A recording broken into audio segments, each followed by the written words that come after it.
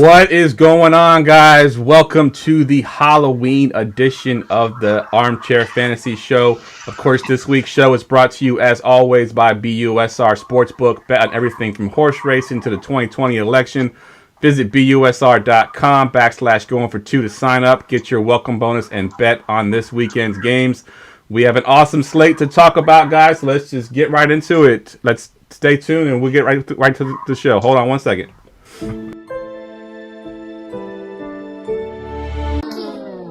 Fantasy football, you dealing with the best. Keep it hype, authentic, this ain't nothing like the rest. With the Armchair Fantasy Show podcast, give advice for all the listeners to improve your stats. Yeah, we live on goingfor2.com. Tuesdays and Fridays, this is what you want. Talking dynasties and daily drafts, and we just getting started, that ain't even the half. Yeah, so go ahead, tell your friends to join. Going for two, cause no one remembers the extra point. Hey, goingfor2.com, the Armchair Fantasy Show. What is going on, guys? All right, welcome to episode 177 of the Armchair Fantasy Show. I'm your host, of course, Jeff Lambert. You can follow me on Twitter at JeffLambert77. We are here every Wednesday and Friday night on Facebook Live, Periscope, YouTube, Twitch, and syndicated in all major podcast networks, and streaming, of course, in the Going for Two app for iOS and Android. We got a full house tonight. First up, we have Mr. Pedro Martinez, Mr. Tim Strobel. What's up, man?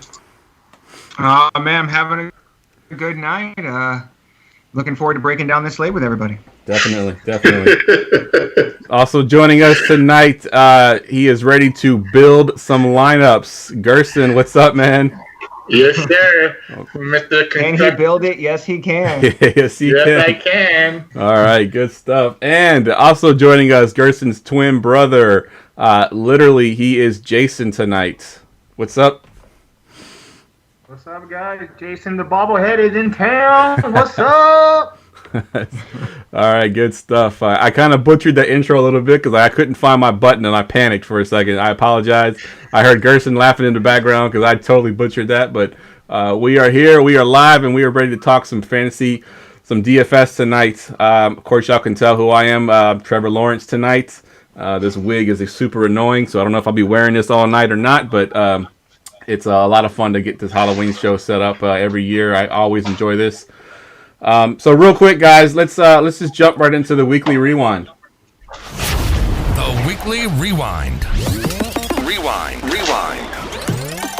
And you'll notice, guys, we're not going split screen tonight. I couldn't get the quad box working with the four of us on the show tonight, so we're just going to go old school style and switch cameras. So Tim, give me your rewind from last week, and tell us how you did on the arena game as well. Well, I had some guys, and they made some plays, but at the end of the night, Jason's team just put up more points, man. What can I say? He was my daddy. Oh, my God. Well done, Pedro Martinez. Well done. Good stuff. Yeah, man. It was a kind of a even week for me. I basically broke even in most of my games, and then, like I said, obviously lost the arena to Jason. 200 to 170. He had basically 125 points in that last game of the night, and just came from behind for the game. So good stuff. Hey, just to let everybody know, Jason, before the night game, he goes, "Fuck, I lost to Tim." And then Tyler Lockett and Kyler Murray was like, "No, yes. we got this. We got this." Tyler Lockett is right. He's like, "Here, hold my beer." Gerson, how was your week 7 last week? I had a good week. It's just I don't know what happened, but I mean, if you watch the Sunday night show, and that's why I say watch the Sunday night show. The Sunday morning show. Sorry. I give out my picks and stuff, and I said Harrison Bryant. As soon as he was a starter, he was a great play. Balled out. And if you had Harrison Bryant at 2,500 in any lineup, because he got 25 points, I think? Yeah. I think 21 and a half, I think, something like that. 21 point at 2,500. That's almost 10 times value. That's like 8 times value, I think. But anyway, insane. I mean, you crushed. And the thing is, I'll say this. I mean, last week was the shock of shock. Everything I hit. I usually say, good job on all of our picks, guys. But, good job on all of our picks. But, I did good, man. The power sweep, I did good. and most of the accuracy contest I did good. Overall, it was a good week. I can't complain. I profited. Good week. Yeah, good stuff. And Jason, didn't you have Deontay Johnson in that accuracy contest? No, I don't think so. Because that was my. Did you change it? Because I was thinking if you stuck with that, man, that was such a good call. But no, I like Deontay though. Deontay was man. Sorry, my bad, guys. No, you're good. You're good. So, Good, for those new to the show, Jason joins the show a couple times a year, and he's our cash game expert. So, Jason, give us your rewind. How was your cash game lineup last week? My cash game lineup last week, it was incomplete. I didn't play cash games last week. You Mainly skipped. because I was too busy with life. But the good thing about last week is I'm glad I didn't, because cash game was amazingly high. It was like up in the 200s, and that is stupid high. And like all the chalk went off, and you didn't really have any like advantage anywhere, to be honest with you. So like cash games, I think cash games was higher than GPPs, and that's just ridiculous. I'm glad I didn't play last week. I didn't have enough time. I was too busy with life, and I played tournaments, but cash games was just too high last week, and I'm glad I didn't play. All right. Yeah, we got a comment about your costume from Kyle. He says, Jason's got the best costume by far. Freaked me the fuck out the first time. So, good shit, Jason. Good shit. Yeah, my rewind, same thing, guys. I mean, I did play cash. My cash lineup did really well, actually. I did have Deontay Johnson in my cash lineup, so that definitely helped. I had Kyler Murray in my cash lineup, so that definitely helped. Cashed across the board in all of my double ups and 50-50s. Won a couple, or min cashed a couple tournaments, and had one good lineup that actually did well in one of my tournaments as well. So yeah, overall great week. Like Gerson said, the chalk just hit. I mean, if you played chalk last week, you were money. Unfortunately, that also made the fact that the lineups, the scores were so high last week because of that. But it is what it is. It's now week 8, guys, and we got lots to get to. So let's get to the quarterbacks. Let's talk quarterbacks. All right, Tim, we're going to go to you first at the quarterback position here. Give me your top tier guys this week. Yeah, I think one thing we're going to talk about a lot tonight is about weather. It's obviously been the biggest topic this week because there's so much wind games this weekend. But I'm going to start right here at the top and go back to a guy I played a couple times this year with good results, and that's my boy Aaron Rodgers. I know that there is supposed to be 25 plus mile an hour winds at Lambeau this weekend, but Minnesota's pass defense is just absolutely terrible. They can't stop anybody, and Rodgers at home has always been money. He doesn't care if it's below freezing. He'll find a way to throw, 3 or 4 touchdowns. So I like the matchup. I like that he's at home, and I like that people are moving off of him because of the weather. Yeah, good point. Because, yeah, he's a good cold weather quarterback. There are some of those guys that just seem to play well in the cold weather, and he's definitely one of them. Tom Brady being another one in his prime. He was pretty good in the cold as well. Gerson, who do you have in your top tier? I have Russell Wilson.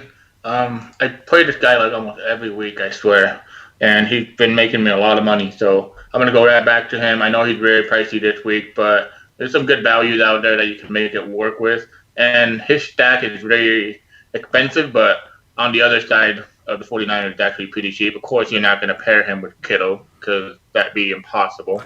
Yeah. I mean, you'd have a really low floor lineup. But he's 7,800.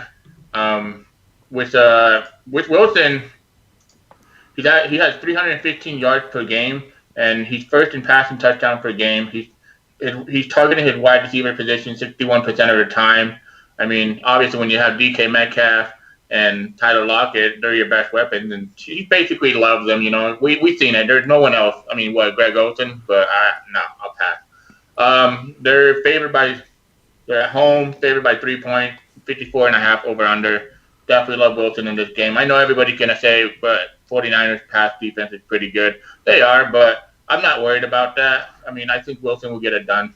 Yeah, and on that note, too, it's a pretty big news. I had a friend of mine, he's also a Niners fan, just sent me a text a minute ago. But Verrett is actually going to be out this game for a non-injury reason. And Verrett has been a shutdown corner this year so far. So that's a huge loss for us. I think he lines up on the left side, so he would be covering DK Metcalf. So DK Metcalf's value just kind of went up a little bit. Yeah, definitely. So yeah, the only quarterback that I have that we haven't talked about yet, and he can be kind of a mid-tier guy as well, is Herbert at 6.9 at Denver. It's a pretty good matchup, and he's one of those quarterbacks. We got two rookie quarterbacks here lighting it up. We got Herbert and Burrow, who we'll talk about in a minute. But they're just slinging the ball all over the field. There's some good stack options there as well. Of course, you got Keenan Allen, who's getting a ton of targets. But Herbert is my only other quarterback that I wanted to talk about. Gerson, you got Patrick Mahomes in there, and I was a little worried about him just because of the fact that it's the Jets and they might just run the ball, and he's pretty expensive. Talk to me about Patrick Mahomes a little bit. I don't mind Patrick Mahomes because I think if they're going to get ahead, I always say it's going to be through the passing game. I mean, they haven't had a lot of rushing touchdowns this year, mostly through the air. I mean, I think Clyde Edwards-Helaire has one rushing touchdown this year. I think so. And it was last week, I think, or 2 weeks ago. Yeah, I mean, I own him in Dynasty. I own him in leagues. I'm like, dude, get some rushing touchdowns here. Come on, bud. But Patrick Mahomes, if they go up, like let's say they're favored, it's crazy. I've never seen this. I was looking at it. I was like, is this right? And they have a 35-point implied total, I believe, right now. I can't remember. That was the last time I checked. But they have a higher implied total than the spread, what do you call it? Yeah, the spread. So, they're favored by 20 points. Yeah, and then crazy. I was like, holy smoke. They're going to slaughter the Jets. And, I mean, the Jets the Jets are better at run defense than pass defense. So, I'd rather have Casey in this game. And no one's talking about him as much as I thought they would. But he is coming up. His ownership was I think it was a 10 at the beginning of the week. And now it's down to 8. So, it's going down more and more. But it's contrarian play. He is expensive, though. He's 8,100, so you're not going to have an all-out incredible lineup. Yeah, I think he's definitely a tournament play for sure. I mean, there are some weeks where you can play Patrick Mahomes in cash. This is not one of those weeks, I don't think. I think he's tournament. You're looking for that high ceiling with Patrick Mahomes. In case you're wondering why we haven't gone to Jason yet, we're going to do all of our top tier, mid tier, and values, and then Jason's going to come in at the end and give us all his cash game plays. So we're not ignoring Jason. He's definitely still here hanging out. Let's move down into the mid tier. We basically all have two of the same guys. The same two guys. Yeah. So Tim, I'm gonna go to you first. Give me one of those guys you want to talk about. Yeah, I'm going to talk about Ryan Tannehill, and there's a lot of reasons I think he's probably my favorite quarterback play on this slate. I think this is a situation where everybody is going to look at Derrick Henry this week, and for good reason. And so I think that there's a lot of people that are going to overlook Ryan Tannehill. They're not going to look at that passing game for Tennessee. They're going to go right to Derrick Henry. And I think obviously you want to, but I think that there's a lot of leverage to be gained to go with the passing game, and those stacks start with Tannehill. I mean, he's been consistent this year, turning out 20, 25 plus fantasy points every week, and he gets a Cincinnati defense that just can't stop anybody. I mean, they're bad against the run, but they're also terrible against the pass. So I think this is a situation where if you look at what teams are going to be playing, field conditions, everything like that at 6,800. He looks like he might be one of the safer quarterbacks on the whole board. Yeah, I think when I first looked at the slate, I think it was Tuesday or Wednesday, I pulled it up to do my column for FanDuel, for FanDuel on Fantasy Pros. And he's the first one that stood out to me as far as the quarterback that I wanted to have in my lineup. So before I even did any research, he was the one that popped out at me. Gerson, you have the other guy that we're going to talk about in the mid-tier. Go ahead and talk about Joe Burrow a little bit. I just want to say last week I said Joe Burrow and Justin Herbert. Yeah, what's up? Paid off.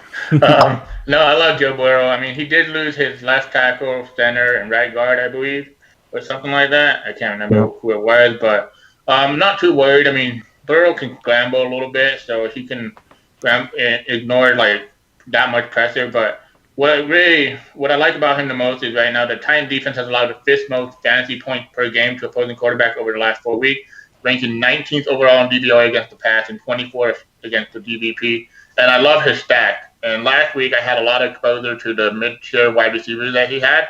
While one of them went up a little bit higher on price, two of them are still pretty cheap. So I love Joe Burrow, and he's just shucking the ball. I mean, he had 47 pass attempts last game, 406 yards, 3 touchdowns, and an interception. And he has rushing upside, like I said. So give me Burrow in that game environment. And I think that game's actually going to be very owned. So I like that game environment too. I like it. And Tim, you have something on the sheet here that I want you to talk about. You have a question that you wanted to ask. Yeah, well, when I first started looking at quarterbacks here, I was thinking, okay, I kind of like Baker Mayfield this week. And then I was looking at Baker, looking at some games he's had, and I was like, he really only plays well against Cleveland. And so I was thinking, sorry, not Cleveland, against Cincinnati. And I was like, did we just see Baker's best game? Like, are people going to go back to Baker because he had a good game and not realize that Baker's still been mostly terrible? Yeah. And he just lost Odell to go with it? Yep. So I feel like Baker's a trap almost this week. Yeah, one of my writers did an article on are the Browns better without OBJ? Because he did spread the ball around last week. He looked really good, but I don't think it had anything to do with OBJ being there or not being there. I think it just has to do with the Cincinnati Bengals being there. The Bengals, yeah. Yeah, exactly. All right, let's move down into our value tier. And once again, we all have kind of the same guys. So, Gerson, I'll go to you first this time. Give us one of your guys. Well, do you want to talk about your boyfriend, or you want me to talk about him? No, you can talk about him. I like hearing you talk about him. Oh, okay. Yeah.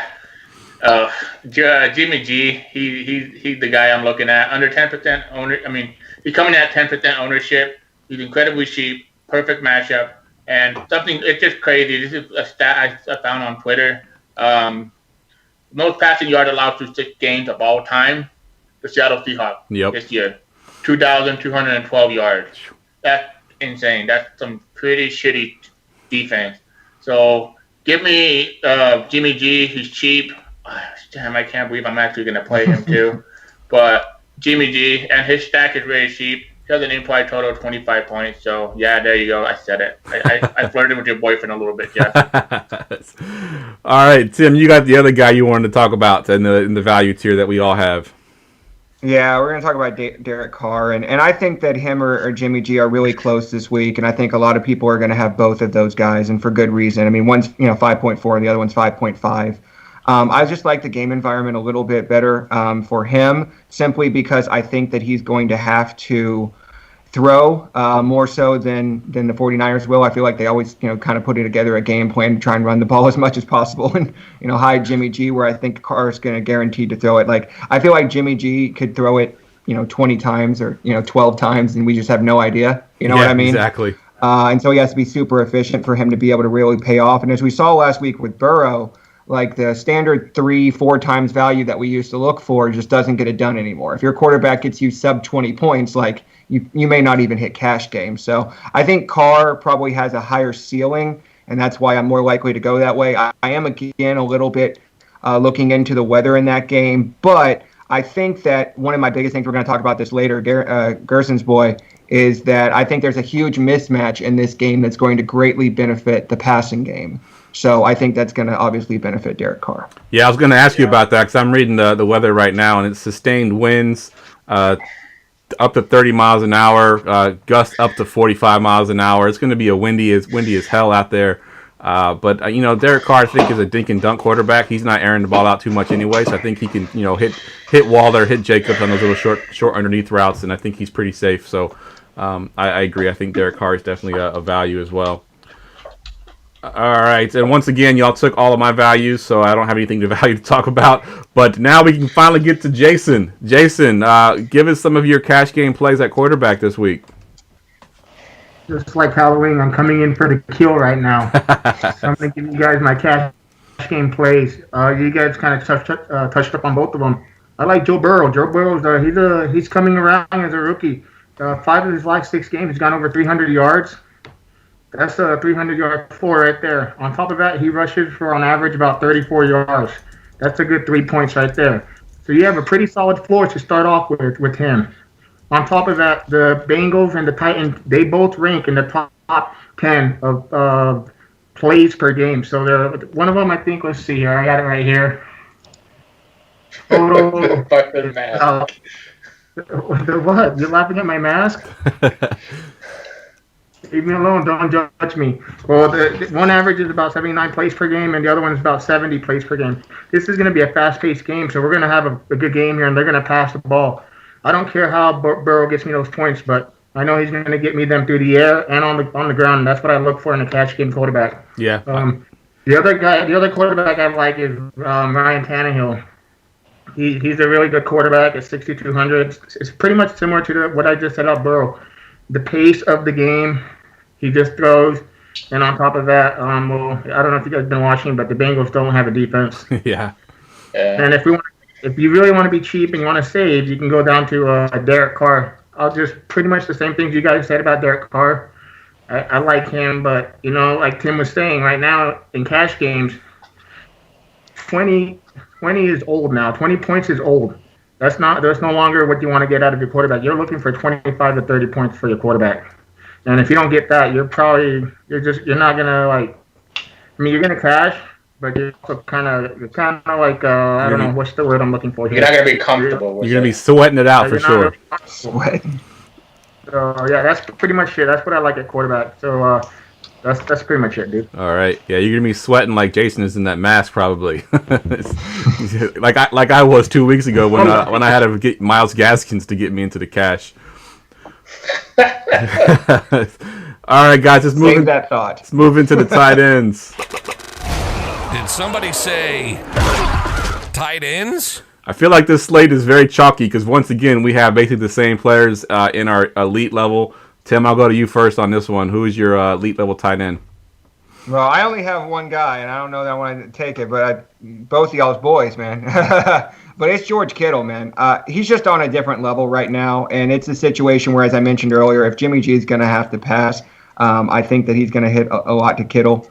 And, I think it's a situation where he just projects so much higher for me than any other tight end on the board that I feel like you almost have to have him just, some exposure just because of his ceiling potential, right? Like there's a couple tight ends we're going to talk about that I think have a great ceiling this week, but I don't know that anybody has the ceiling that he does. Yeah, I agree. And that's with Kelsey on the slate. yeah. And Gershon, you have Kelsey on your list too, so go ahead and talk about Kelsey, the other tight end that's there. Travis Kelsey for me is just a play for he's 6,600 against the New York Jets. Jets ranked 17th in DVP. He's coming up at 13%, almost 14% ownership. So the crazy thing is he's not even in my ownership model, he's not even a top 2 owned tight end. So I mean, you get him at the 4th owned tight end. We've seen Kelsey in these type of game environment where they just blow out team. I mean, when they faced the Raiders, he got 27 points. Let's see who else. Houston. I mean, he done double digits in every game but one, which was last week. That game, just throw it out the window, guys. It was just a bad. It was cold and snowing, and just it didn't. And the defense just scored more points than the Broncos, basically. So I mean, just throw it out the window. But Kelsey's an elite talent, and I'm gonna have some exposure to him. Usually, I don't pay up for tight end, but he's gonna be into my into my player pool. Nice, I like it. And just to go back to the Kittle play, because I had Kittle and Kelsey in my elite tier as well. But just one point that I had on Kittle, I was talking to somebody in one of my group chats, and he's like, well, the Seahawks give up the 4th fewest points to tight ends. But then I went and looked at the teams they played. So they played Atlanta week 1 when Hayden Hurst wasn't really involved in the offense yet. Then they played the Patriots, who don't really have a tight end, the Cowboys, who don't really have a tight end, the Vikings, who have Irv Smith Jr., the Cardinals don't have a tight end. So they haven't matched up any good tight ends, which is why they had their 4th, the 4th fewest points to tight ends. They haven't faced any, and they're giving up the most points to wide receivers, which kills more receiver anyway.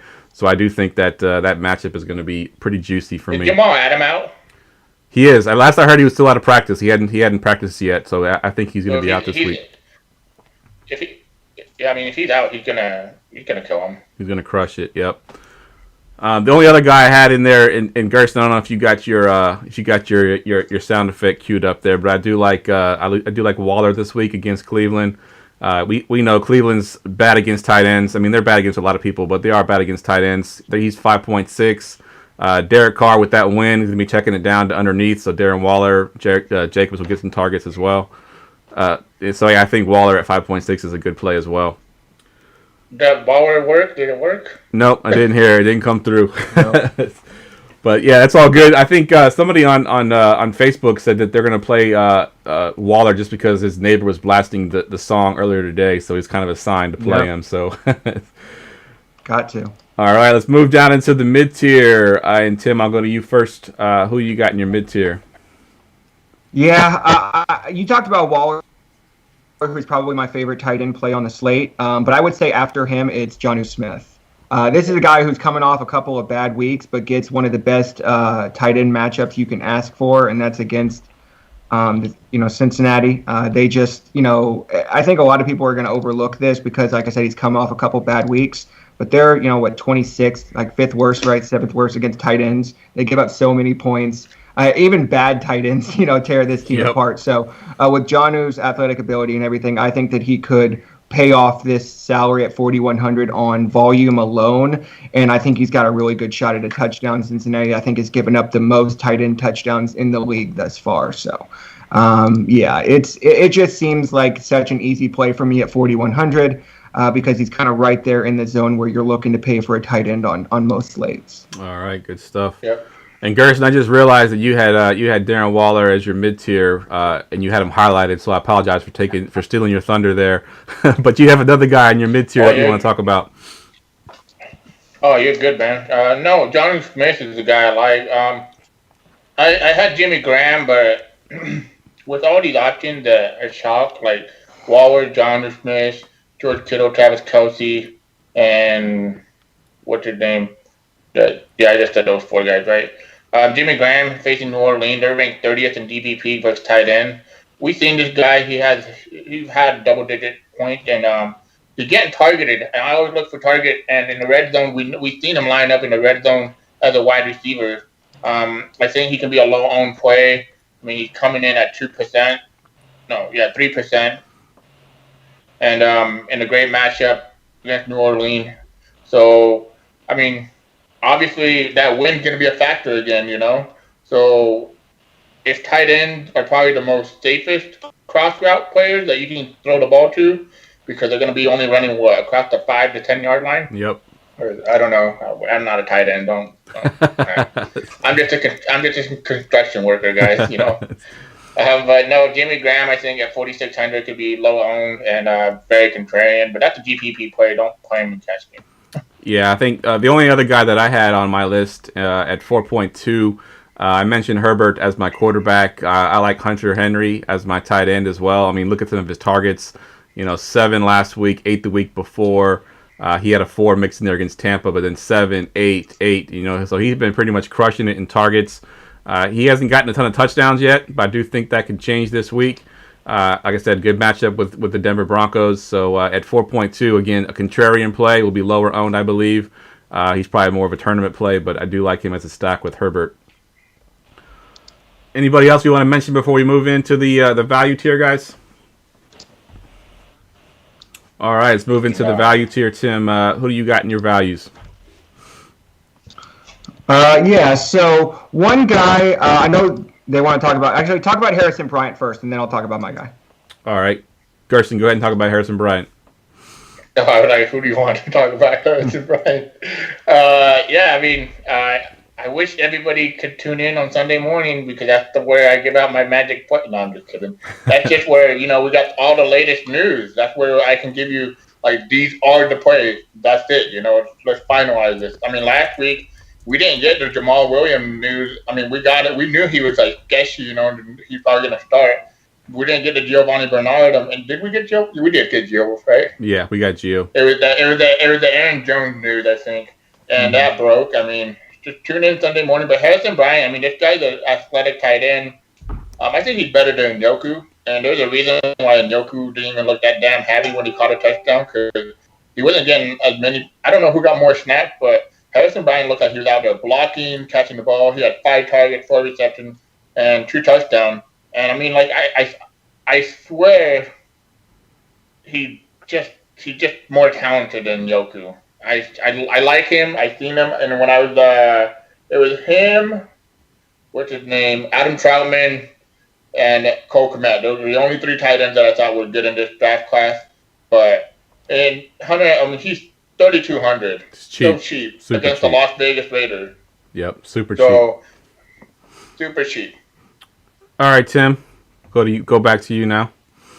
Yeah, so there are 2 guys I want to talk about real quick, and I think that they're both tournament plays. I wouldn't play either one of them in cash. One of them is going to be Jared Cook.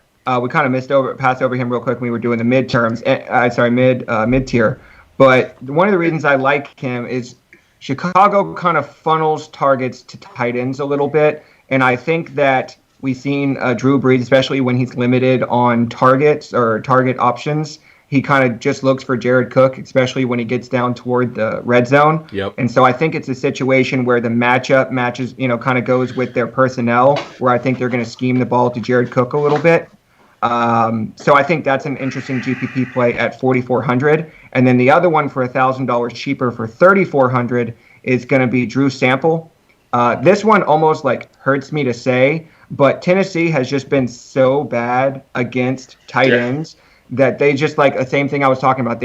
I talked about it a couple weeks ago with Eric Ebron. I think he got tackled at the 1, saved the touchdown, but they just basically funnel target, same thing, 2 tight ends. So, I mean, he only gets, some weeks he gets 2 targets, some weeks he gets 6. So he could realistically give you a 2 or a 3. But I think that if people are paying in that $3,000 range, everybody's going to go to Harrison Bryant. And so I think for $200 more, you could get a guy who's going to have no ownership, who I think is in possibly a better DVP matchup. Yeah, I like it. The only guy that I got that we haven't really talked about yet is Irv Smith Jr. I know it's a tough matchup with Green Bay. They're really good against tight ends. He's 3,000, but we saw before the bye week him kind of coming into his own. I think he's had 5 targets in both games before the bye. He didn't do a ton with it. I mean, I think he had a little bit over 50 yards. It was a decent enough, but at $3,000, again, tournament play, low ownership. I won't be owned much at all. But he's my sort of my shot in the dark for tight ends at Irv Smith Jr. All right, Jason, I'm going to go to you for the cash game plays here. But before we do that, we did have a question about cash games that I want to ask you, and it's from Kyle. He says, I know stacks aren't really a priority in cash games, but how does Tannehill and Jonnu Smith stack in cash sound? Is that a good stack to do in cash? So yeah, like he said, the stacks aren't a priority in cash game. But if you happen to land on one, it's not the end of the world.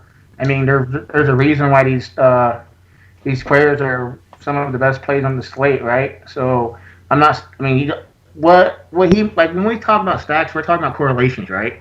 So when you build a stack, you're gonna add another stack to it within that roster, right? Yep. So you're gonna go quarterback, receiver, opponent receiver. And then you're going to have a run back kind of thing, right?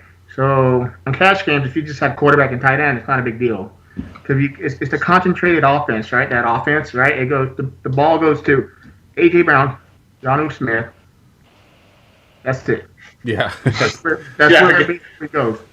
And Derrick Henry, every once in a while, when I don't want him to get like a 90-yard catch receiving, and I get pissed off and I get tilted because that's not what he's known for, and then I don't have him. Yeah, but anyways, we'll get about that. But yeah, it's fine. You can have it, but don't go all wild and do a full game stack of that game. Now you have the GPP roster.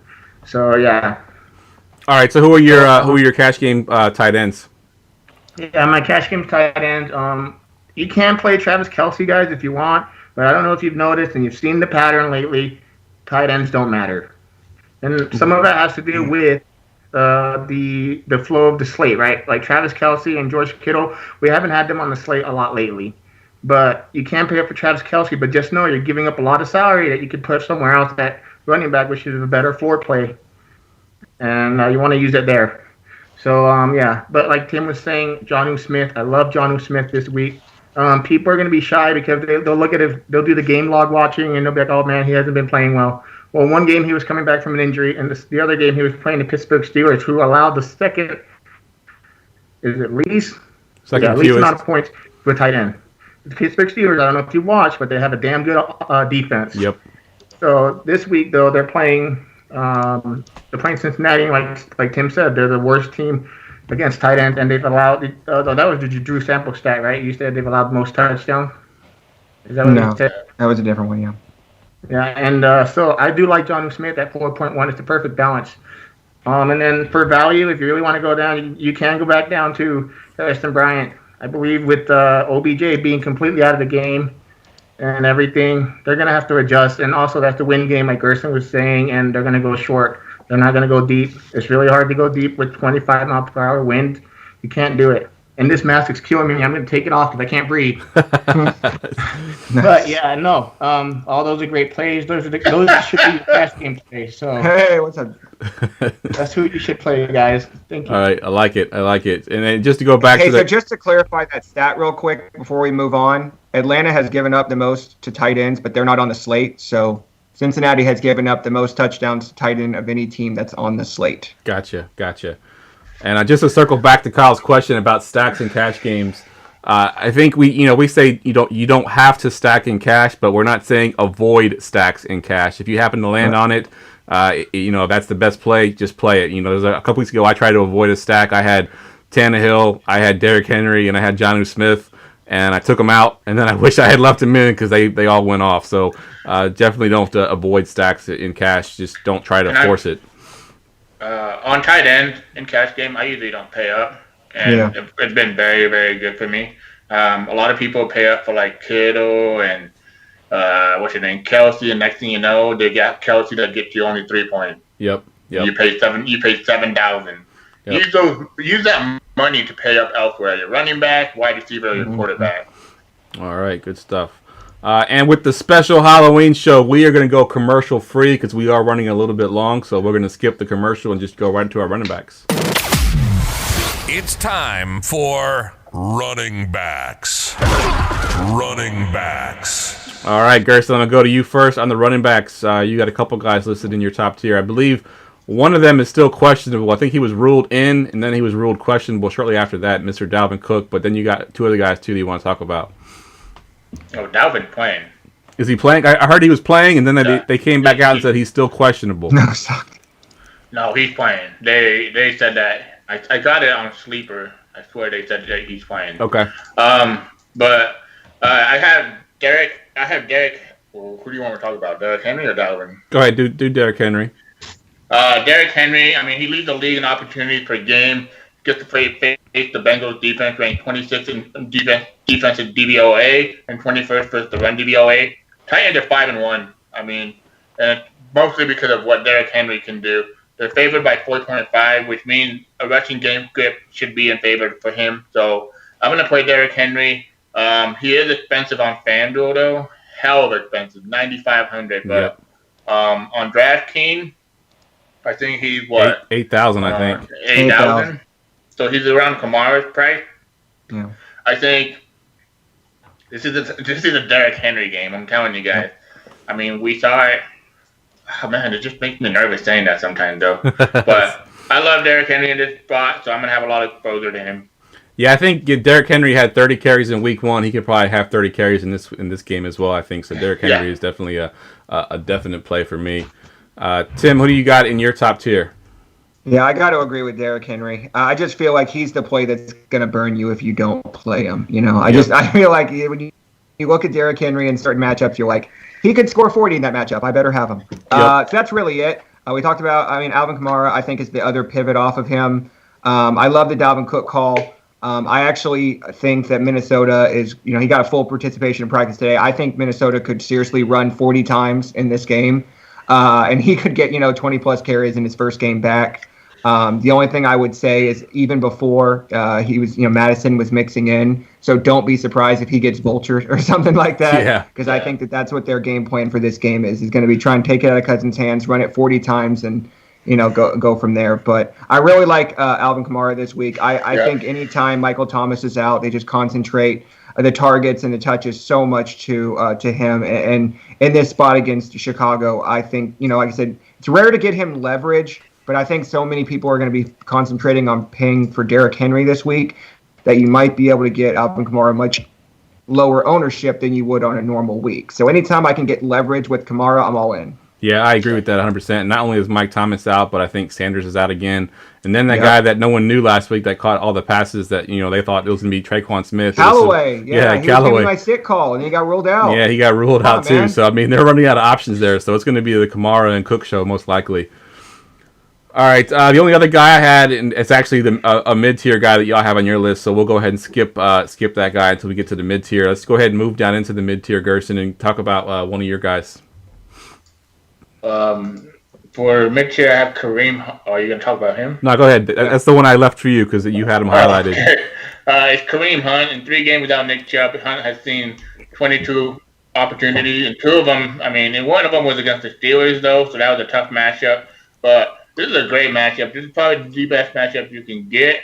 29th in DVOA, and in my algorithm for running backs, it takes the the adjusted line, the opposite defense line, offensive line, all the grades that basically you go into running back. He matches up the second best matchup against the Las Vegas Raiders.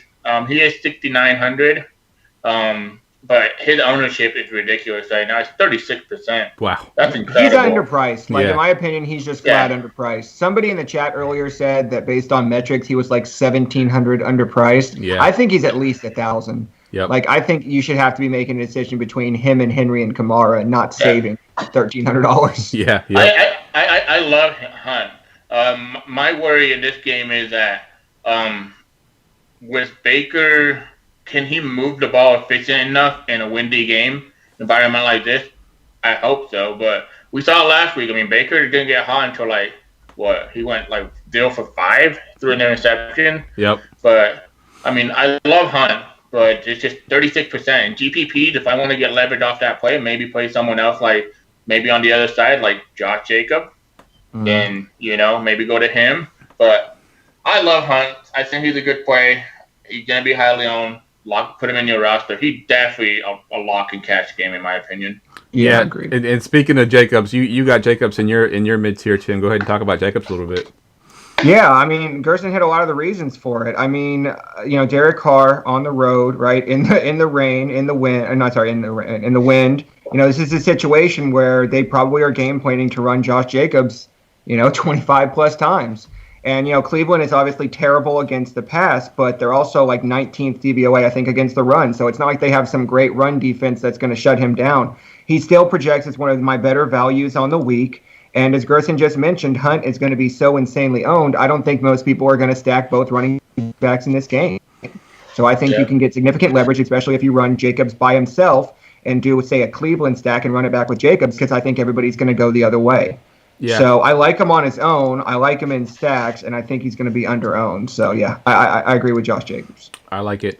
We have a question on Facebook, Tim, and I'm going to ask you while we're on you. He's asking, can we fit Henry, Kamara, and Hunt into one lineup? Is that a possibility, you think?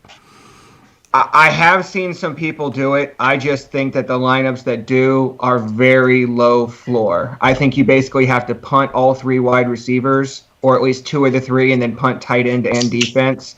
And when you do that, you have the possibility of getting some 2s and 3s and 4s in your lineups. And you can take that in one spot and maybe 2, but if you take that in more than that, then you're probably done. So, yeah, I don't know. Here's a sneak preview, guys. With my sick call, you might make that happen. Okay, good stuff. There you go. All right. The only guy I had on my list, Gerson's got him on his list as well. I'm just going to mention him, and I'm just kind of turn it over to you, Gerson. But Jonathan Taylor at Cincinnati at 6.6. I think this could be the big game, the Taylor game that we've been waiting for all year. Detroit. Yeah, versus I said Cincinnati. Yeah, it's versus Detroit. Sorry. So talk about JT a little bit, Gerson. I mean, we've been waiting for the big game, right? They're coming off a bye week. I always target teams that come off bye week, right? Why? Because they always go back and see what they can improve on. What haven't they gotten going? And they haven't gotten Jonathan Taylor going all the way 100%.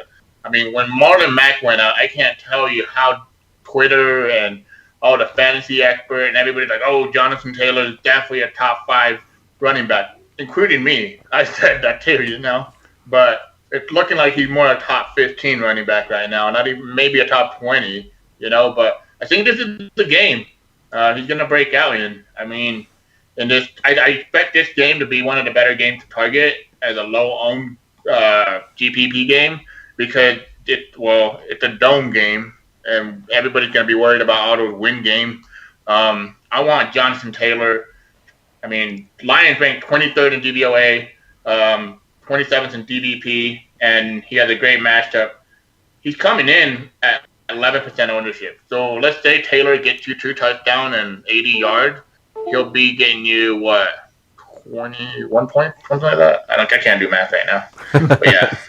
But yeah, I love Taylor in this matchup for sure. Definitely.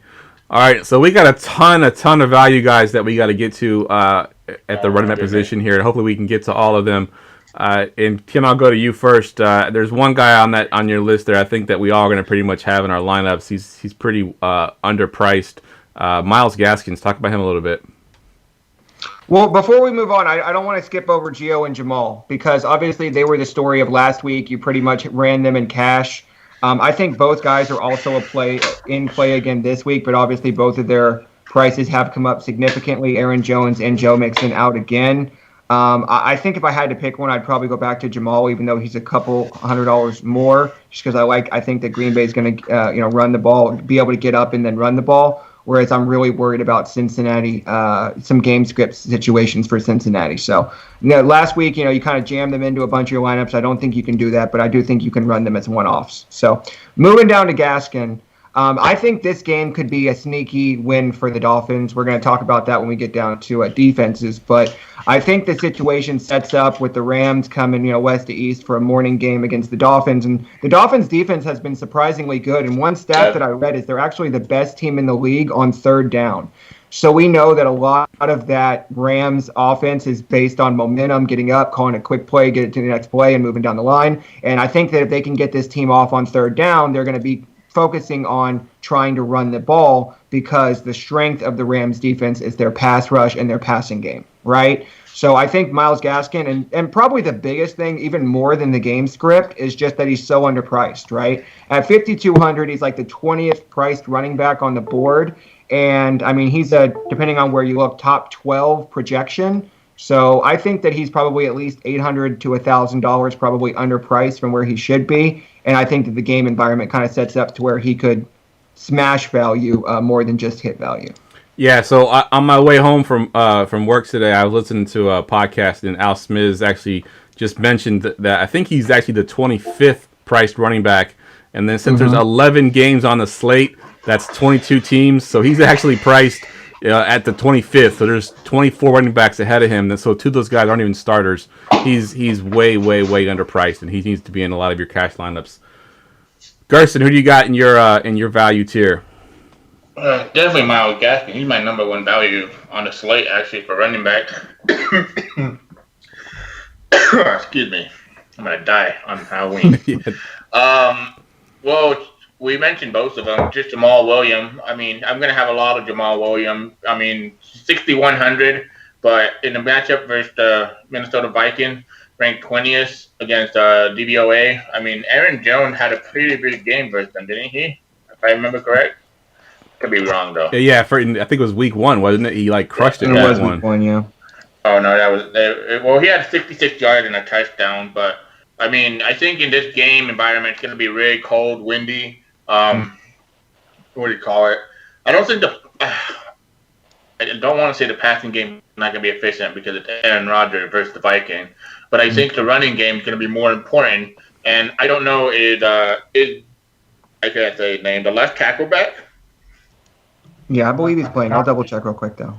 But if he's playing, then I'm gonna like this even more because last week he didn't look too bad. And I'm just saying, man, like some people out there in this world, should play. Okay, out here in this world, like when we say Jamal Williams, a value player, this and that, and we like him over AJ Dillon, it's because we see what we see. Like AJ Dillon wasn't a thing. I don't know why people tried to make him a thing last week. He wasn't. He got 19 rushing, 4 receptions. So he got almost 24 opportunities. So I love Jamal Williams, 6,100. He's going to be in a lot of my rosters this week. Mm-hmm. I don't like Gio too much, but he is in a good. He's cheap, 5,800. I don't know what to tell you about Gio. I don't see, what do you call it? I mean, I see a ceiling. He's good. He got 20 points last week, but I get worried that he's gonna get hurt or something, dude. Like he's so small. Yeah. Like, yep. You know. Yeah. Hey guys, I need you to take a little walk with me. You know where we're going? Narrative Street. We're taking a little walk down Narrative Street here. I can't believe that neither one of y'all had this play on your sheet. Seems so obvious to me. It's Le'Veon Bell. Revenge game. Come on, guys. I know it sounds kind of narrative, but even like Vegas is basically taking 1-to-1 odds on him scoring a touchdown this week. Okay? It's a real thing. I expect the Chiefs to get way up in this game and basically say, hey, we're going to give you 10, 12, maybe even 15 carries against your old team to run this clock out. And he may or, if they get down near the red zone, like they're going to give him a couple touches to try and get him a touchdown. Like, again, I know it sounds kind of narrative-y, but I really think it's a real thing this week. So I do. They don't have to worry about winning this game. You know what I mean? So Nice. at 4,600, obviously it's not a cash play whenever it's a narrative type play, but it would not shock me at all if we're talking Sunday night here and Le'Veon Bell has, 20, 22, type DraftKings points, and we're just thinking, oh my God, I wish I had him in 3 times as many lineups. He's just at 4,600. I think I read a stat that until the third quarter last week, him and Clyde Edwards-Helaire were basically 50-50 on snaps or carries. Yeah. So, I mean, it was very close. So I think that he gets some garbage time here, and I think he pays off that 4,600 in salary. All right, I love it. What are you doing about the 49ers running back, Jeff? Well, I'll get into that a little bit here, but I want to talk about a couple of guys. And actually, I wanted to mention real quick, Jared on Facebook said that before the end of the year, Gerson, you have to say Bakhtiari at least once. I'll chug a beer like him. That's it. I won't say his name. All right. A couple guys I got on my list. So one guy was mentioned in the chat is Gus Edwards for Baltimore, and I don't like Gus Edwards as much on DraftKings because of the PPR nature. I think he's got 10 career catches or even 9. He's had 0 catches all year. That's why I like Dobbins. I like J.K. Dobbins this week. If Mark Ingram is going to be out, Pittsburgh's run defense is phenomenal, but Dobbins is the pass-catching running back there. With Ingram being out, it'll be all Dobbins. So at 4.6 against Pittsburgh, I think Pittsburgh shuts down Gus Edwards, forces them to pass a little bit. Dobbins gets a little bit more play, so I definitely like Dobbins at that price point. And also James White. I know I'm not seeing him a lot of places. I don't know what his ownership looks like, Gerson, but Julian Edelman is not going to play in this game. You know what I mean? We saw, I think it was a couple years ago when Edelman was out, James White played the Edelman role. So I do think he gets a bunch of targets in this game at 4.5. James White's what's his ownership look like, Gerson? You have it pulled up? Yeah. 4%. What is it? He's at 2.9% in my model. 2.9. He's very low owned, but, man, I don't know, man. New England Patriots, I think I'm done playing any New England, man. Like, I'll play N'Keal Harry every week, though.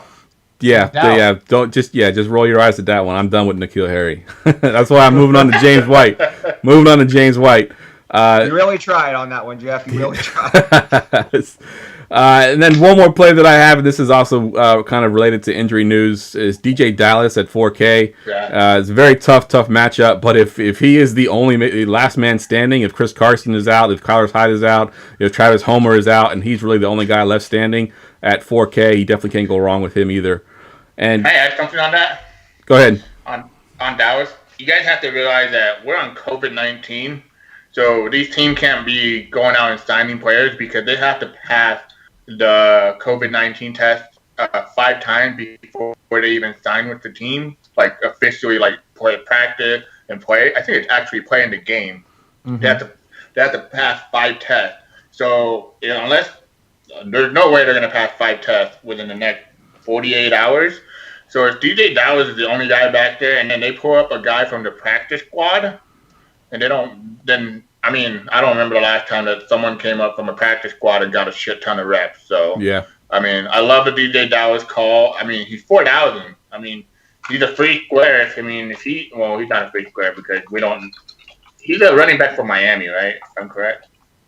No, he's Seattle. Hey, I was going to say, there is a chance that they might Miami get either Hurricane. Homer, Carson, and or both back. So definitely monitor that one. College, like Miami Hurricane. That's who he played for. But I like that call, Jeff, for sure. If Homer and Carson, man, if fucking Carson plays, dude, that guy is like a Terminator on the yeah, exactly. I'm hoping so, man. You know I am. I'm struggling. So, Tim, you got 49ers running back with a question mark behind it. What are you thinking at this point? Because I'm off of all 3 of them, I think. Yeah, well, last week we obviously thought it was going to be McKinnon, and it was Jeff Wilson. At least this week we know it's not going to be Jeff Wilson, but then we got news today that it might be Tevin Coleman. Yeah. So I don't know that I can play anybody on that team, but, a couple days ago people were thinking, hey, not enough people are talking about McKinnon. Oh, wow. And I wonder if this is going to be a situation like last week where Jeff Wilson steps in off a questionable and gets all the carries, where Tevin Coleman's at 4,000 right now, and we don't realize he's about to get 15 carries. Yeah, yep. Yeah. But that's the only thing that worries me, because if he gets close half of the usage Jeff Wilson got last week, then he's one of the best values on the board. Yeah, right? I think Seattle's defense is just got Carlos Dunlap, right? So they're a pretty good run defense. Yeah, that's true. I mean, they are a pretty good run defense. Obviously, they filter everything to the pass, but that price at 4K, you're just like, man, what is, Yeah, and the other thing too about that is when all the backs are healthy, including Raheem Mostert, when they're all healthy, Tevin Coleman's been the preferred red zone runner, in the Shanahan offense. So even if he's just getting the red zone touches and they getting the red zone enough, he can definitely pay off his salary with one touchdown. So yeah, I like that call as well. All right, so we got a ton of value that we got. Anybody else we want to talk about before we move to the wide receivers? Is Jason back or what's going on? Is he back? Oh yeah, he's back. All right. Yeah, we got Jason. For some reason, you were still black on my screen. All right, Jason, give me your cash game running backs. All right, so I'm going to make this quick because we've already spent a lot of time on all these running backs. Basically, your core running back, like cash game core, should be between Kareem Hunt, Derrick Henry, Alvin Kamara, and Jamal Williams. That should be your core. You should either pick 3 of those. Remember, in cash games, you want to go with the floor, and you always want to go with running backs. So in the flex as well. So get a floor. You don't like Gaskins? Gaskin at 5,300 versus the Los Angeles Rams, who are a stingy run defense. They're pretty good. They're 9th best. I don't know about that, dude. I want to have a floor, and I know that the Green Bay Packers can get in the red zone and they can score. And when they get there, they use Jamal Williams at the red zone. Well, yeah, I'm taking Jamal Williams over him, but yeah. So I'm not going to use Gaskin as a cash game back. That's all I'm saying. So I'll pay up the extra $800 or whatever to get to Jamal Williams. That's pretty much what I like. I'll just add some to Alvin Kamara here. I was just looking at Alvin Kamara, and he has a floor of 6 receptions. He has a floor of 50 yards receiving and a floor of 50 yards rushing. He is playing the Chicago Bears, who have one of the best run defense in the league, which means they're going to just pass to him. Emmanuel Sanders is out. Michael Thomas is out. Jared Cook he's washed up, and Drew Brees can't throw further than 5 yards. So I'll go into Alvin Kamara, and I like him for that reason. He's going to be. I'm thinking I'm going for sure. Kareem Hunt, Alvin Kamara, and Jamal Williams. That's going to be my core of running backs for sure. You can add those other running backs we talked about, but that's pretty much it. Nice. I like it. Super Camario. All right, let's get to the wide receivers. And now, wide receivers. All right, Gerson, I'm going to go to you first. Give me one of your receivers. I think my number one wide receiver this week is obviously... Actually, he's not my number one. Sorry. I don't have him highlighted, so I can't say he is the number one player, though. He's freaking expensive. My favorite player, Tyler Lockett, is this week. I know a lot of people are going to say, I love the news about, what's his name, Ferret being out. So I like Lockett and DK Metcalf. I'm gonna target that game. I'm going to stack it because I think this is going to be a higher scoring game than people expect. I'm thinking the same thing as last week with the Cardinals. These guys in the same division, obviously every team wants to win, right? But this division is very hard. So, no matter what, these guys are playing as hard as they can. Because let's be honest, there's some teams like what's their name? Cincinnati Bengals. They don't look like they're playing hard. One of them wants to put up a house for sale and leave. So, yeah, for sure, Tyler Lockett and DK Metcalf are 2 of my wide receivers. They are expensive, 7,100, 7,500. But Barrett was supposed to be DK Metcalf, so play them. But I like Tyreek Hill, too. Mm-hmm. I know Tyreek has let us down. I mean, he didn't let us down last week. He got 17 points. But we expected the Tyreek game, right? But I think we're going to get that game probably this week against the New York Jets. Sorry, I just laughed so hard because it's always the Jets, Pierre Desir last week, I think he was matched up in a very bad matchup, and he got killed. Tyreek Hill this week get Pierre Desir. I think we can get a Tyreek game, and he's 6,700. Really, really cheap. So he's probably my favorite elite tight end or wide receiver player. No, I lied to you guys again because Tim's going to talk about the guy that's my favorite wide receiver player. But, yeah. Yeah, going back to that game, 49ers and Seahawks, the Vegas total on that has that at the highest scoring game on the week at 54 points. Yeah. So there's going to be a lot of points scored in that game. I love to stack that game. And all the other games came down, so that game just kind of stayed there. Yep. All right, Tim, talk about your boy. Yeah, Devontae Adams, man, he's just an absolute monster. He's priced at 8,800 now, so he's priced like a monster. We're looking at that usage like Michael Thomas got last year. And much like Michael Thomas, I think that they are going to find ways to get the ball in Devontae Adams' hands this weekend. Obviously, there's going to be a lot of wind, but as I talked about earlier when I was talking about Aaron Rodgers, if there's anybody that can play in the cold weather at home at Lambeau, it's this guy, and I'm not worried about him against that terrible Vikings. I think he will pay off the 8,800. Just, on volume, he does so much, but I do expect that, he has that type 40. He had 40 points last time. He had 40 points last week. I don't know if he scores 40 again, but he always has that upside. And then one other guy that's just been an absolute target monster this year has been Keenan Allen. I think that this week he's 6,200, which is what he was last week, even though he was chalk. DraftKings looks at Denver and still thinks they're apparently the same Denver Broncos. Yeah. But they are a pass funnel now. They're good against the run, bad against the pass. So I think that they are going to give him another, 10 or so targets, and he's still 6,200. So obviously, if you can pay up to Devontae Adams, you want to get there. But if you want to save some money and still get a ton of volume, I also love Keenan Allen this week. Yeah, I absolutely love Keenan Allen as well, and the fact that he is priced where he is crazy to me. I mean, with the amount of targets that he's getting, he should be in that 7-2, 7-3 range, in my opinion. So, yeah, I'm all over Keenan Allen as well. Since we're running up against the clock a little bit, I'm just going to name a couple more guys that we had up there. Obviously, you mentioned AJB. Tyler Boyd is on my list. It looks like Gerson mentioned all his guys. So let's move down into the mid-tier. And Gerson, you got the guy in your mid-tier that plays for the 49ers, and you got him highlighted there. Talk about Mr. Brandon Ayuk. Yeah, man, Haruka. Yeah, baby. Yeah, he's gonna be in play this week for sure. Brandon Ayuk is I hate that people think he's just like an $8 wide receiver because I think he's more than just that. I think he can get down the field and everything. And I mean, we've seen what the Seattle Seahawks allow. I mean, Seahawks are allowing almost 2,212 yards in 6 games. That's the most in NFL history. Like I said early on. They're giving up the most fantasy points per game for wide receivers on the outside, which is 38 fantasy points per game. I mean, that's a lot. I'm going to be targeting this game a lot, and I think Ayuk and did I highlight him? No. Okay, but there's another wide receiver in that game that are really cheap.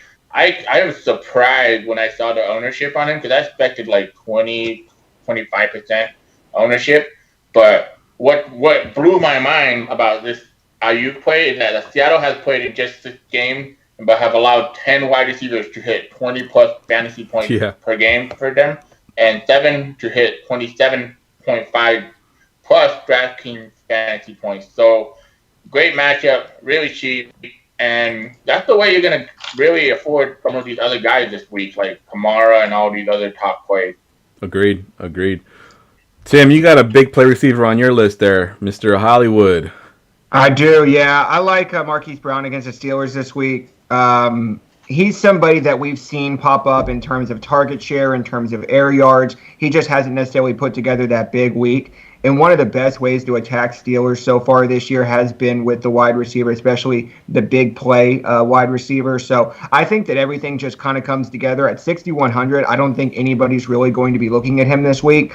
I don't really love the floor on Lamar, which is tough to say because I think he'll struggle against Pittsburgh, but I think that Hollywood makes a great individual play. So I may end up running a Lamar stack with him, but for right now, I love him as a one-off, especially in the mid-range, as a mid-range player. Yep, I love it. Let's see. Gerson, you got one more guy on your list that I want you to talk about really quick. Just mention Jarvis Landry real quick with OBJ out. What are you expecting from him? I mean, with OBJ being out, targets are going to get peppered to him. And when there's wind, you want to go short. And what's the best thing Jarvis Landry good at running? Short route. Yep. So I expect him on DraftKings website. He's going to be a great play because we get 1 point for PPR. So if he gets me 13 receptions, I got 13 points. Gets me 60 yards. I got 6 more points. That equals 19 points, and that's that value for him. Yep, I like it. All right, let's move down into the value tier, and we got, once again, a ton of guys listed. Tim, give me some of your values. Yeah, I'm going to start with Kendrick Bourne. I think he's probably my favorite value play, a wide receiver on this slate, as Gerson talked about with Brandon Ayuk. Seattle's just the worst team against wide receivers. It's not even close. He's 3,500. I just think that he fits so well into lineups. He should, obviously with the injuries they have there, he's going to get more targets than he normally would. And I think in the same spot earlier in the year, he was 5K. So you obviously get a significant savings. I think he's one of the cheapest wide receivers on the board, other than the guy we're going to talk about here in a second, that I think is viable, that you could actually play in a cash game. All right. Yeah, I'm going to mention just a couple of my guys that y'all don't have on there. I'm not going to give too many stats, but DPJ, Donovan People-Jones is a guy that I like against Las Vegas. He's really cheap, 3.8. I think after OBJ went out last week, he played almost 70% of the snaps. Darnell Mooney, if Al Robinson is out, I think can be a good play as well. I haven't heard any news on Al Robinson if he's out yet or not, but if he's out at 3.5, he's a good play.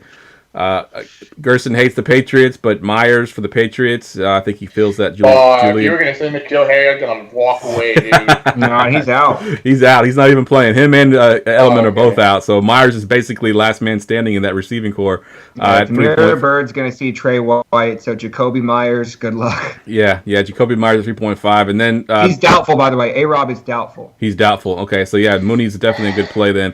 He's getting the targets lately, and I think Foles has missed him a couple of times in some long bombs. If he can connect on one of those, and then he'll be a good play. He'll pay off. And then, Gerson, I'm going to go to you for one of the more chalkier plays. I'm calling him Mr. Junk Time, Denzel Mims. Yeah, I mean, Denzel Mims is – you saw Jeff is in my Dynasty League, and Jeff knows that I had one guy standing out from all the wide receivers that I said that I would reach for, and it was Denzel Mims. I think he's a phenomenal athlete. He has a very high catch radius. He has a spark score. At the draft combine, he killed it, and that's what raised his value in the draft. And honestly, I thought the Green Bay Packers were going to take Denzel Mims, one of the wide receivers, but apparently they're allergic to wide receivers. But no, they really needed Jordan Love, man. Yeah, I forgot about that. Anyways, but this guy, I watched all his plays, like what he did last week, and he's good, and he's cheap. 30, is he? How much was he? 3,200? 3,200, that is extremely cheap. So, let's say you need, I'm telling you, we're going to have to pay up for a lot of plays this week. And Mims and Bourne are two of my favorite values this week. Yep, I love it. All right, we ready for defenses, guys? No, I want to talk about one thing, and I promise I'll be real quick, because we didn't talk about any of the Bengals wide receivers. Good so point. I'm going to talk about all three of them real quick. And I think A.J. Green is probably the best value points per dollar of any of them at 4,500, just because he's gotten so many targets over the last couple of weeks. But I do think T. Higgins and Tyler Boyd are in play. I think T. Higgins is probably – A.J. Green would be my cash play, and T. Higgins for tournaments. All right, I like it. All right, defenses. Gerson. Jeff, sorry, I forgot about Jason. Is Jason dead? Jason's being quiet over there. I forgot I don't see him on my screen, so I keep forgetting he's there. Jason, give us your cash game plays for a receiver. Hey, I want to put my mask on. I'm about to kill you. All right, we're gonna make this real quick. The top tier receivers for cash games we're looking at is AJ Brown, Keenan Allen, and Tyler Lockett. To me, my favorite of those three is I like Keenan Allen and AJ Brown. Then you want to go down. You want to go to mid value. You want to go to Brandon Ayuk. He's a good play. He also has rushing upside, which I think people don't count. They use him in that area. As well, if you want value, you're looking at AJ Green, T. Higgins, Denzel Mims, and Hollywood Higgins too, which is Rashard Higgins, by the way. But I don't know if you guys remember. I think it was 2 years ago where he was the biggest hype player, and he got us how many points? Zero. Yeah, I remember that. I played him. You got to be careful there. Yep, I remember that. I don't want to use him. But you can use him if you want, if you're that desperate. I'm telling you, if you're going to pay down for Denzel Mims. That guy's the real deal. I like that guy. And he's playing KC, but they want to use him. Last week was his first week out, and they used him, I believe, on 97% of the plays. Yep. So he's one of their main guys, and they're going to use him. And you would think that they bring him in slowly, but no, they played him full blast, and they threw him the ball. So yep. I like that. Crowder's not going to play. He's doubtful. So you can use him as value. 3,200, guys. All we need him to get is about 10 points. Yep. And he meets value in cash games. But that's pretty much it. All right. Yeah, and I mentioned in my article for Denzel Mims, I joked that every time I typed Denzel Mims, it auto-corrected to junk time. because he's going to get tons of jump time in that game. I think the Chiefs get up big, and then they're going to be just throwing the ball over the field and soft defenses. So, speaking of defenses, Defense, defense, defense, defense. all right, Tim, I had a hard time this week finding defenses that I like. There's one that I really like, and then the other ones that I'm kind of meh. Who do you like this week? Yeah, I think that there's a clear option in each tier for me. So the clear pay-up option for me is the Kansas City Chiefs. As we talked about, the massive favorites, 20-point favorites. You just don't ever see that. Mid-tier is going to be the Titans. I do love the Bengals offense, but I also think that with the lineman issues, they could give up multiple sacks, maybe a turnover, and even a touchdown. And as I mentioned earlier, my punt defense is the Dolphins at 2,400. I think that they could end up winning that game outright. They like to put pressure on the quarterback, and Jared Goff is known to struggle with pressure. I love it. Gerson, you got two teams on your list that he didn't just mention, the Packers and the Bills. Talk about those two. Yeah, well, Packers has to do with the weather, and also, what's their name? Hold on one second, sorry. So you said the Packers and the Bears? And the Bills. That's what I have. Oh, I thought you said the Bears. I'm like, I don't have the Bears. No, Packers have to do mostly with the weather, and they're 2,900. Minnesota's defense, their offensive line is not all that great, and Kirk Cousins in a weather environment like that, I can see him being very, erratic? I don't know what word it is, but yeah. So give me Packers at 2,900. I definitely love the Bills this week. I'm going to have a lot of Bills. I think Cam Newton lost his confidence. Last week he looked flat. And 49ers smacked him in the mouth. And the Buffalo Bills aren't exactly a layover defense. I mean, they got 6 sacks last week, so I expect them to put a lot of pressure on him. I honestly think the New England Patriots are very overrated. Yeah. And people are finally starting to see it. I mean, I kept saying, is it Tom Brady? Is he the system, or is it Bill Belichick? Well, guess what? Right now it's looking like Tom Brady's the GOAT. But those are my two top defense right now. There's the other defense is Kansas. You said Kansas City already, right? Yeah. Tim talked about them already.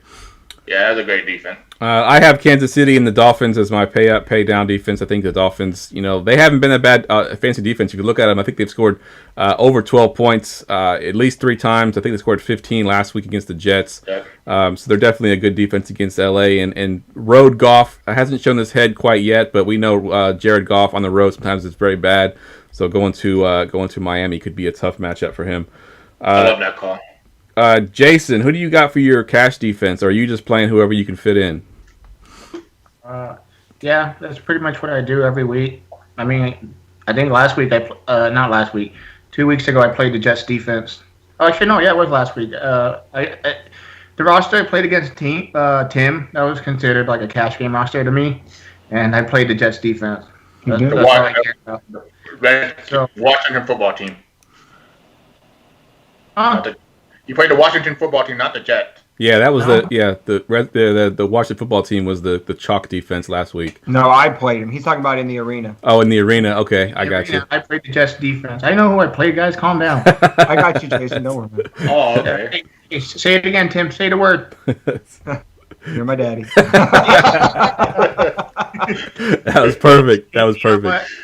I'll throw it in there real quick. Thanks, Tim. Thanks for being a good sport. That was fun. That's awesome. So anyways, on defense, we just play whoever. But if you're really going to pay down, you want to go to Miami Dolphins defense. I like that defense. The Rams they're on a short week. They're going cross country. And as well, I don't know if you guys noticed, but Jared Goff is not so hot this year. Yeah, yep. I like that a lot. What I do with my defenses when I'm building my cash lineups is I'll put the lowest defense that I feel comfortable playing. So in this case, the Miami Dolphins. And then I build my lineup and see if I have any money left over and see where I can upgrade. And if I can't upgrade, I just leave it right where it's at. That's kind of how I do my lineups. So I'd start with the Dolphins. And then real quick, before we move on, I do think you could pay $200 more for Cleveland as well. I think they could be a sneaky defense this week. Good point. All right, stacks. Goingfor2.com's weekly stack report. All right, Gerson, I'm going to go to you first because I'm looking at that stack now. I didn't notice it before until just now. You had it down a few lines, and I want you to talk about this stack one more time. I want to hear you say it. Okay, I'm flirting with Jeff boyfriend again. Jimmy Garoppolo, Kendrick Bourne, George Kittle, and running back with Tyler Lockett. So that's my stack. I like that game environment, so I'm going to have a lot of Russell Wilson and Jimmy G. I like it. Tim, you have a very popular stack that I almost played until I saw you had the same one. Who do you have in your stack?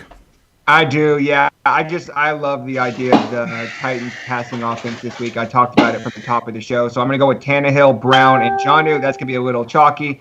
But I think T. Higgins might end up being the lowest owned of the three, so he's going to be my bring back. All right, I like it. And I'm on the opposite side of that game. I got Burrow with Boyd, T. Higgins, and bringing it back with AJB. Sorry. So those are my stacks. I think those are all great stacks. I love the fact that Gerson has been hyping up Jimmy Garoppolo all podcasts. He typically hates on Jimmy Garoppolo, but I like it. All right, guys, we ran a little long, but it is the Halloween show. Let's go ahead and get into our sick calls. And now, the sick call of the week. All right, sick call. Gerson, we'll go to you first. And I'm going to butcher his last name, but I'm pretty sure that's how it's pronounced because I've been practicing it. It's Albert Okuwe Bunam. Oh, nice. Yeah, I'm not. Okay, anyway, it's Alberto, tight end out of Missouri. He's Noah Fant's backup, but in reality, I'm starting to think that him and Noah Fant are just splitting. But he's 2,800, I believe, right? Yeah, he's 2,800. He's really cheap. Maybe if you need to go lower, he's coming in at like 0.2%. I've been getting lucky, and I don't know if my luck's going to run out, but I've been playing these 2,500, 2,600 tight ends, and it keeps working. I mean, even Irv Smith Jr., when he was like, 20? He was like 2,800 too, right? He was 25 at one point, yeah. He was 2,500. He was min salary that week. 2,500.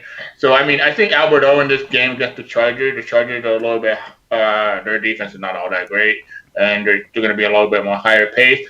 I think it has to do more with Drew Lock being a little girl. He just like throws it through his hot route. He's like, all right, well, you know what? I played with Alberto at Mizzou, so here you go. Yeah, but I love Alberto as really my sick call, and that's how you can fit him in. Nice, I like it. Jason, you have a sick call? You don't have one written down, but I just don't know if you've got one handy there. Well, you kind of talked about him earlier. I like Jacoby Myers. He's 3,500. He's not on a lot of people's radar, and Julian Edelman's out. They don't really have that many great pass catchers, and at 3,500, I'll go Jacoby Myers, low owned, and he could get you. He's proven he can get you at least 10 points. All right, I like it. Tim, who you got for your sick call? Yeah, on a week where Denzel Mims and Kendrick Bourne and Jacoby Myers are in play, it's kind of tough to come up with a sick call. So I'm going to go pay up a little bit here. Still a guy that's estimated to be about 2% owned, and that's going to be Mike Williams. As I mentioned earlier in the show, Denver has become a pass funnel defense. Everybody is going to be focusing on Keenan Allen, and I think that you're going to get Mike Williams, like I said, about 2% for 4,400. He's had good games against Denver before. He still gets plenty of volume, plays plenty of snaps, and I think he could end up having a big breakout game here, and nobody's going to have him. All right, I like it. And my sick call, I realized about halfway through the show I hadn't created one yet, so I had to hurry up and try to find one, and I did find one. Actually just recently added this guy in one of my Dynasty leagues too. But last week in Tua Tagovailoa's first game, he hit this guy for what was that? That's how you say his name? I think so. How you say his name? I don't know. That's how I've heard it said. That's what we're going with. Well, you better learn that before the end of the year. Anyways, he hit this guy for 4 targets for 48 yards. And it's Jakeem Grant. I think that's at 3,000. He's minimum salary. If Tua has any kind of chemistry with this guy at all, I think that he can pay off. He's a big play guy too. I think he can catch 1 or 2 passes and then break one, bring it to the house. So I think you can do worse than Jakeem Grant here against the Rams.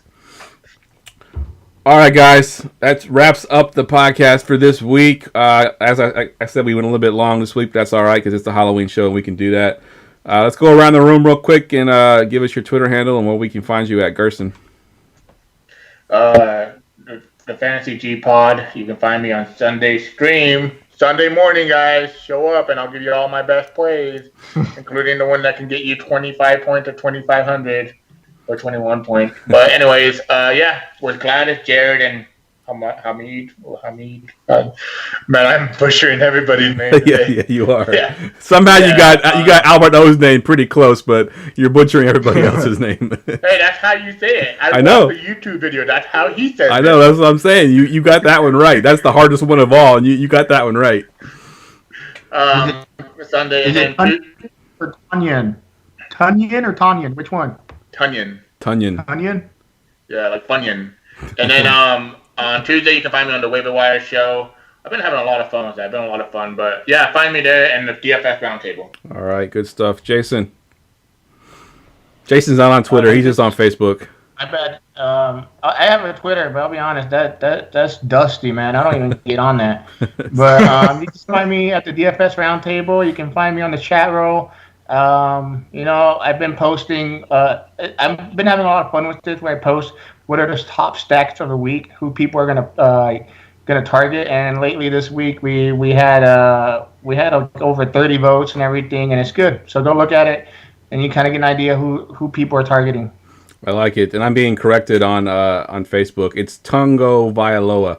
That's how you pronounce it. I think it's just tongue. Oh. I'm saying Tagovailoa. Tungo Vailoa. Tagovailoa. Forget about it, man. It's Tua. That's what we're going with. No. Cancer home. Tua Tunga Aloha. Later, guys. Aloha. All right, Tim. Yeah, so you can obviously find me in the DFS Roundtable. I forgot to mention at the top of the show, I am playing Jared Good in the arena this week. I posted our lineups in the Roundtable group, so go in there and vote for who you think is going to be the winner, and you might be in the Roundtable arena next week. All right, good stuff. As always, guys, you can follow me on Twitter at JeffLambert77. And I forgot to mention at the top of the show, too, kind of a big deal. We got a DFS charity contest going on. Just visit goingfor2.com/fight. It's fight against addiction. I didn't want to get into the story, but basically last year I lost my brother-in-law to a heroin addiction, and we're doing this to sort of honor his name. The slate will be for the Thanksgiving slate, the 3 games that we have for the Thanksgiving slate. So please go to goingfor2.com/fight. All the links are there that you need to sign up and to donate. For Tim, for Jason, for Gersten, I'm Jeff. We'll see you next week. Peace. Jason is my daddy. I love it. All right, guys.